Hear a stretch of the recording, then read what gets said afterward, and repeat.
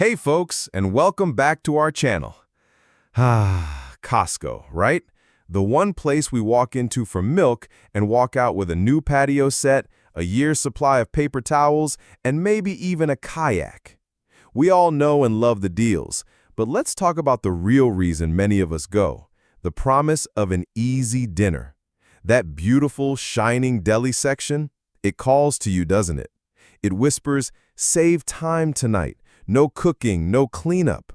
It feels like a treasure trove of quick, delicious meals. But I need you to listen closely. What if I told you that some of those time savers are actually a trap? A trap for your wallet, your taste buds, and frankly, your expectations for a decent meal. Before you put that giant, tempting tray into your cart, stop. Because today, we're pulling back the curtain. We've all been there. You get home, you're excited, you heat it up, and it's just disappointing. Mushy, bland, or overwhelmingly salty. A 5-pound tray of meh. Well, no more. We've spent the time and money so you don't have to. We've dug through countless reviews and even taste-tested these ourselves to bring you the definitive list of the 10 Costco prepared meals you should absolutely avoid. And I want to hear from you. As we go through this list, tell me in the comments, have you tried any of these? Do you agree with our take? Or did you find a secret way to make them delicious? Let's save each other from dinner-time disappointment. All right. Grab your membership card and a cup of coffee. Let's dive right into our number 10. All right, kicking off our list at number 10 is an item that sounds fantastic on paper, but really misses the mark in reality. The tortellini pasta salad. I mean, look, what's not to love? Cheese-filled tortellini, cured meats, mozzarella pearls. It sounds like the perfect side dish for a summer barbecue or an easy weekday lunch. It looks so hearty and promising in that container.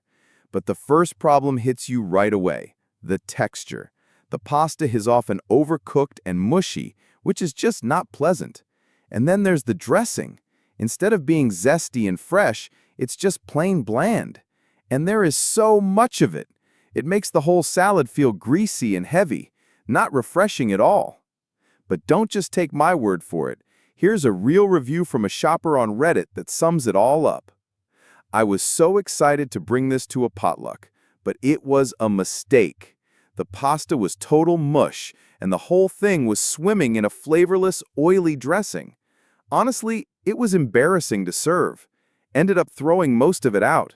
Not worth the nearly $20 I paid for it. So for nearly $6 a pound, you're paying for a tub of disappointment. Our verdict? This is a definite skip. What about you? Have you ever been tempted by this giant tub of pasta salad? Let me know your experience in the comments below. Coming in at number 9, we have a beloved American classic, a dish that's supposed to be the ultimate comfort food. But at Costco, it can be the ultimate disappointment. We're talking about the mac and cheese. Just look at this tray. It's huge, it's golden, and it's practically bubbling with cheesy goodness. It screams cozy family dinner without any of the work. But there's a strange thing that almost everyone agrees on.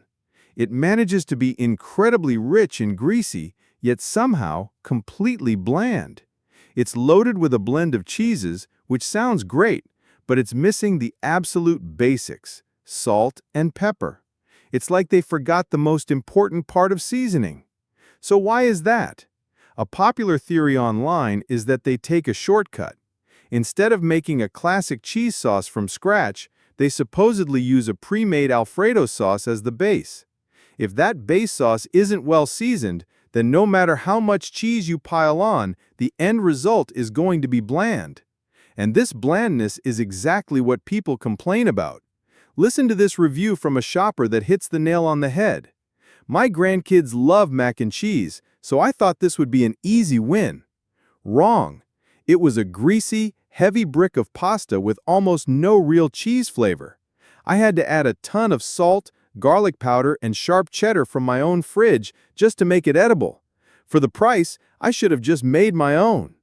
The bottom line is, you have to work too hard to fix this dish. Our verdict? You're better off making your own. Skip it. But maybe you're a fan. Or do you have a secret recipe to fix Costco's version?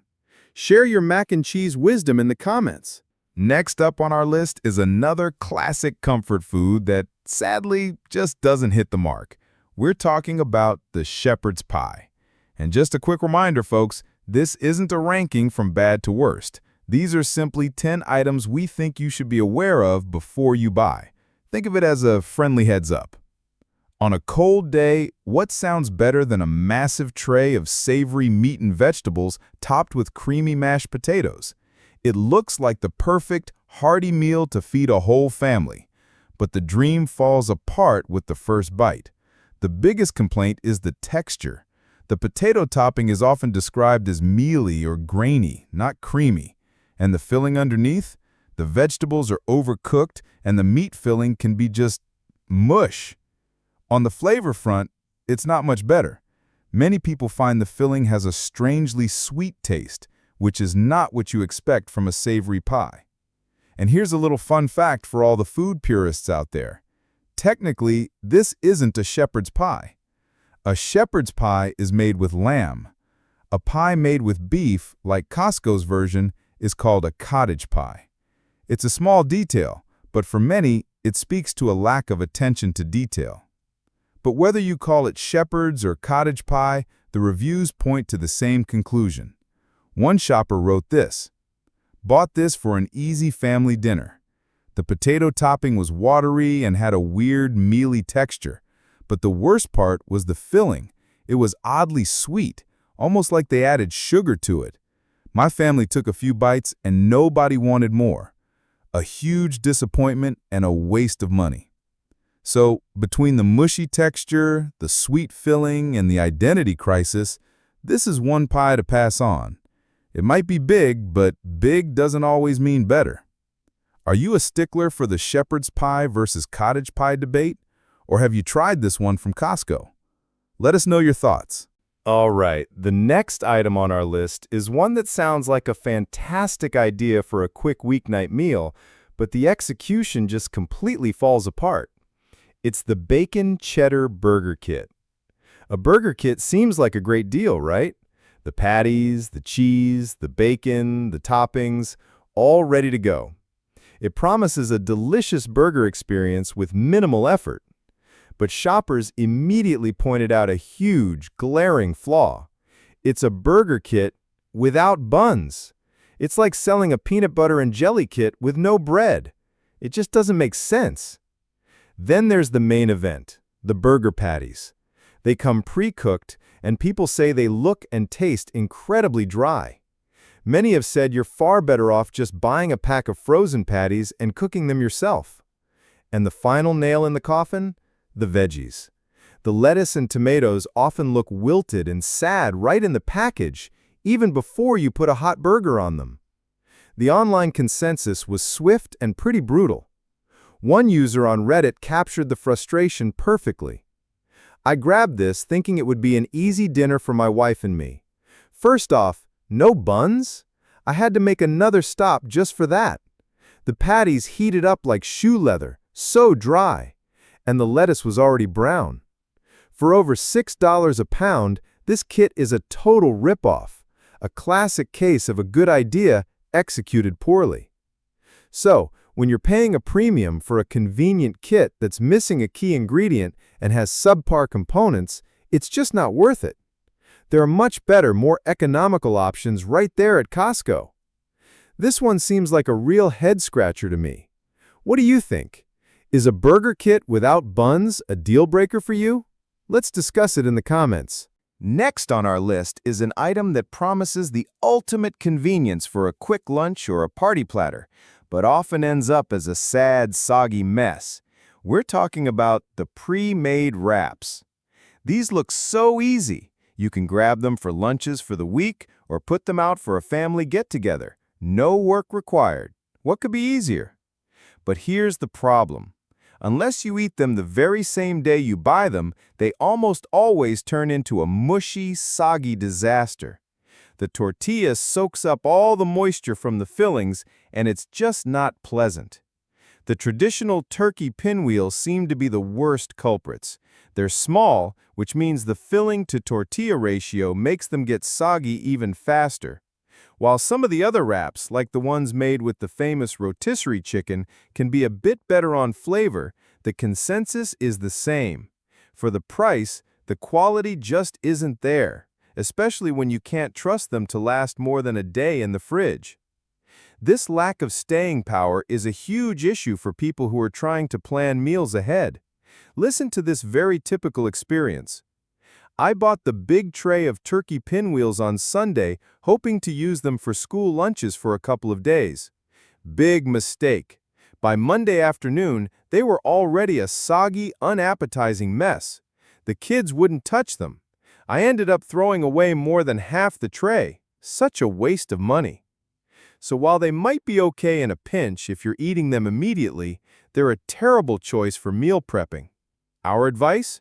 You're far better off buying the high-quality tortillas, deli meat, and rotisserie chicken right there at Costco and making your own fresh. What's your wrap strategy? Do you have a favorite, or do you avoid them altogether? Let me know in the comments. If you're still watching and finding these details valuable, I'd really appreciate it if you'd leave the number 5 in the comments below, just to let me know you're here. And if you haven't subscribed yet, I hope you'll consider subscribing and ringing that bell so you don't miss a thing. Your support is what allows us to keep creating helpful content to inform and inspire you. Now, let's get back to it. All right, this next one on our list might be a little controversial because some people actually like it, but for us, the inconsistency and the final value just don't add up. We're talking about the Gyro meal kit. And you can see why it's tempting. It looks like a fun, fresh, and relatively healthy meal. You get the meat, the pita bread, a ton of veggies, the tzatziki sauce, a whole little Greek feast in a box. But the quality of those ingredients can be a real gamble. One day you might get fresh, crisp lettuce and tomatoes. The next, it's a wilted, soggy mess. The meat is another issue. People complain that it's often dry and under-seasoned. Even worse, it shrinks down so much when you heat it that a kit that says it feeds a family of 5 might only be enough for 2 or 3. And what's a gyro without amazing tzatziki sauce? Well, unfortunately, you'll find out with this kit. The number one complaint is that the sauce is bland and watery, lacking that fresh, garlicky cucumber punch it's supposed to have. When you add it all up, the reviews are lukewarm at best. People aren't saying it's terrible, they're just saying it's fine. And fine isn't good enough for the price. Here's a perfect summary from one user. I was so hopeful for this for an easy dinner. The amount of meat looked generous, but it shrank to about half its size in the pan. The tzatziki had 0 flavor. I had to add my own garlic and dill. By the time I was done, I realized I'd paid nearly $25 for a meal that was less satisfying than just ordering from our local Greek place. It was okay, but I won't buy it again. And that's the real issue. For the price per pound, you're getting close to what you'd pay for fresh, delicious, authentic gyros from your neighborhood Greek restaurant. So while it's good enough in a pinch, it's not a good value. This one is divisive, so I really want to hear from you. Are you a fan of the Gyro kit, or are you on team just get takeout? Let me know where you stand. Moving on, our next item is a perfect example of Costco's quantity over quality problem. It's a massive tray of food that seems like a great deal, but the eating experience is just sad. We're talking about the chicken alfredo. You get a 4-pound tray of pasta for a very reasonable price. It looks creamy, cheesy, and packed with chicken. It seems like the easiest way to feed a hungry family on a budget. But this is a true cautionary tale. The sauce, while there's a lot of it, is often described as both greasy and bland at the same time, just like the mac and cheese we talked about earlier. And the noodles are almost always overcooked and mushy. But the biggest sin might be the chicken. It's supposed to be the star, but people consistently describe it as rubbery and tough, as if it's been reheated one too many times. Worse still, some reviews mention a strange, almost chemical aftertaste. That's a word you never want to hear associated with your dinner. One shopper summed up this frustration perfectly. "I thought this would save me time, but it created more work. The sauce was like glue and had no flavor. The chicken was so rubbery my kids wouldn't eat it. I had to drain off some of the grease and add my own garlic, cream, and parmesan to make it edible. I should have just bought a rotisserie chicken and a box of pasta and made it myself in less time. Never again." So, even though the price per serving is low, the quality is even lower. This is a complete swing and a miss. Our advice is to save your taste buds and just make a better, quicker version at home. Have you ever tried to rescue the Costco chicken alfredo? What are your secrets? Or do you agree that it's a lost cause? Let us know in the comments. Next up, we have another giant of the Costco deli section, a meal that people get very passionate about. It's a true love it or hate it item, but today we're going to explain why so many people fall into the hate it camp. It's the chicken pot pie. You see this thing and you think, perfect for the holidays or a big family dinner. It's over 5 pounds of what should be pure comfort: rotisserie chicken, veggies, and a creamy sauce, all under a pie crust. It promises an easy, crowd-pleasing meal. But here's the first problem. You're playing the flavor lottery. People online either complain that it's overwhelmingly salty or that it's completely bland with no seasoning at all. There seems to be no happy medium. Costco boasts about how much chicken is in this pie, over 1 pound of it. But more isn't always better. All that chicken often makes the filling dense and dry, not creamy and luscious like a pot pie should be. And here's the real kicker. For a meal that's supposed to save you time, it has to cook for 90 minutes, an hour and a half. In that amount of time, you could have made one from scratch that tastes a lot better. It kind of defeats the whole purpose of buying a prepared meal. This combination of long cooking time and disappointing results is a common theme. Here's what one frustrated shopper had to say. "I bought this to save time on Christmas Eve. Big mistake. After waiting 90 minutes for it to bake, we cut into it and were so disappointed. The filling was incredibly salty, and the mountain of chicken was dense and dry. The crust was okay, but it couldn't save the filling. It definitely didn't deliver that comforting, homemade feeling I was hoping for." So, you wait an hour and a half for a pie that might be a salt bomb or a bland bomb with a dry filling. It's just not worth the time or the money. It's a pass from us. But this is our most controversial item yet. Where do you stand on the great Costco chicken pot pie debate? Is it a yearly tradition for you or a one-time mistake? Let us know in the comments. I'm really curious about this one. Next up, we have a newer item to the deli section, one that got a lot of people very excited: butter chicken. It's a beloved dish all over the world. Unfortunately, Costco's version is a classic case of good idea, bad execution.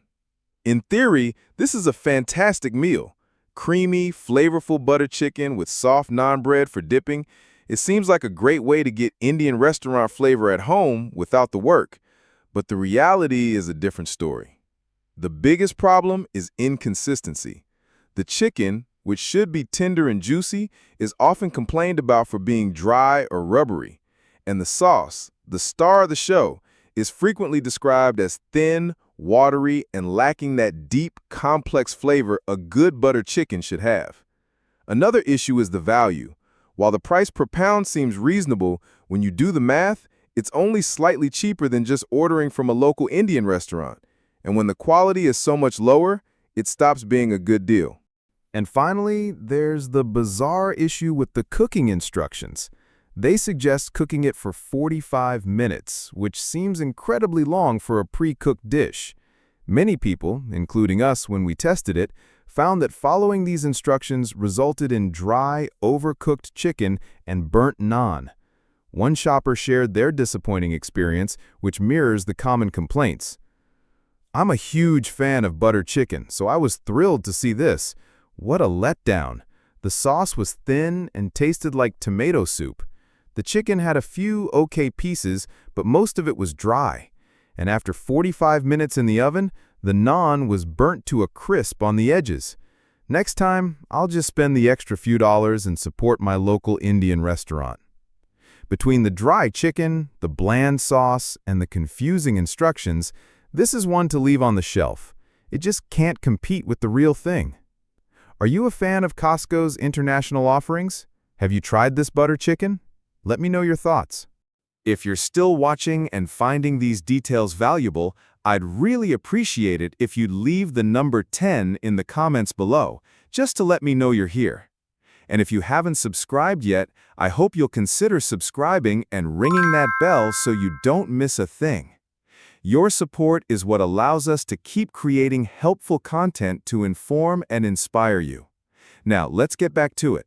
And finally, we've reached the last item on our list of prepared foods to avoid at Costco. This one is a staple of summer barbecues, and it's so tempting to just grab it and go. But you might want to think twice. We're talking about the seasoned St. Louis-style ribs. You see a massive 7-pound rack of ribs already seasoned for what seems like a great price per pound. You think, perfect, I'll just throw these on the grill and I'm a hero. It promises barbecue glory with almost no prep work. But here's the first problem, and it's a big one. These ribs are often excessively fatty. Many people report that after cooking, a huge portion of what they paid for is just inedible fat. So that great price per pound suddenly doesn't feel like such a good deal when you realize you're paying for something you're just going to throw away. To add insult to injury, the seasoning itself gets poor reviews. It's often described as being one note, just overwhelmingly salty without any of the complex, smoky, or sweet flavors you want in a good rib rub. And finally, the cooking instructions are notoriously unreliable. If you follow what's on the package, you're just as likely to end up with tough, overcooked ribs as you are with a perfectly cooked meal. You basically have to ignore the instructions and use your own trial and error, which defeats the purpose of buying a pre-seasoned, easy product. One user illustrated the problem perfectly in their review. "I bought a huge rack of these for a family cookout, thinking it would be easy. What a mistake! At least a third of the weight was pure fat that rendered off. The seasoning was just a salt bomb. I couldn't taste anything else. I followed the instructions and they came out tough. I had to apologize to my guests. I'm going back to buying the plain ribs and seasoning them myself." So for a big, fatty piece of meat with a boring, salty seasoning and instructions that you can't trust, this is a definite skip. You'll get much better results and value by buying Costco's excellent plain ribs and seasoning them yourself. What's your experience with Costco's pre-seasoned meats? Have you had luck with these ribs, or did you also find them to be a fatty, salty mess? Share your story in the comments. And there you have it. Our list of 10 prepared meals you might want to think twice about before putting in your cart. The goal here isn't to bash Costco. We love Costco. It's about helping you spend your hard-earned money wisely and making sure that when you take a shortcut on dinner, it's actually a delicious one. If you found this video helpful and want more tips on how to be a smarter shopper, please support us by hitting that like button and subscribing to our channel so you don't miss what's next. But the most important part of this is the community we're building here. Your comments throughout have been fantastic. Now I want to ask you, what's a prepared food from Costco that you absolutely love? Or is there another one we missed that you think everyone should avoid? Share your wisdom in the comments below. Let's help each other out. Thank you so much for joining me today. Until next time, happy and smart shopping.